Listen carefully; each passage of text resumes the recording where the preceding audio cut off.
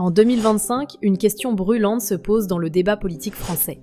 Est-il plus rentable de vivre des minima sociaux que de travailler au SMIC ?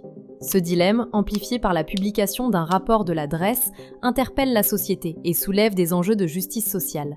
Le document compare les revenus disponibles des Français selon leur situation, celle d'un salarié au SMIC et celle d'un bénéficiaire des minima sociaux. La réponse, à première vue, semble évidente. Dans la majorité des cas, travailler reste plus avantageux. L'exemple d'une personne seule, sans enfant, illustre parfaitement cette différence. Si elle touche le RSA, son revenu disponible est de 873 € par mois, primes et aides au logement comprises. Mais en travaillant au SMIC, son salaire brut de 1 426 €, complété par une prime d'activité de 246 €, la place à 1 672 € par mois. Autrement dit, pour cette personne, le travail lui permet de gagner près de 800 € de plus que les minima sociaux. Même scénario pour une mère célibataire avec 2 enfants.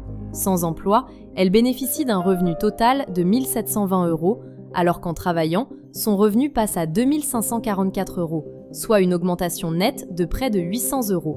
Les chiffres sont clairs. Même pour les familles, le travail reste un choix plus rémunérateur. L'étude met également en lumière la situation des couples.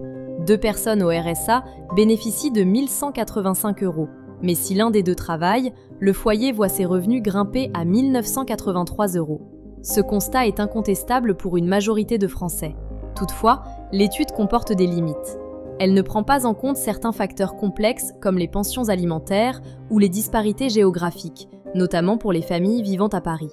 Malgré cela, les données sont claires. Travailler au SMIC semble offrir une solution plus viable financièrement que de se reposer uniquement sur les minima sociaux.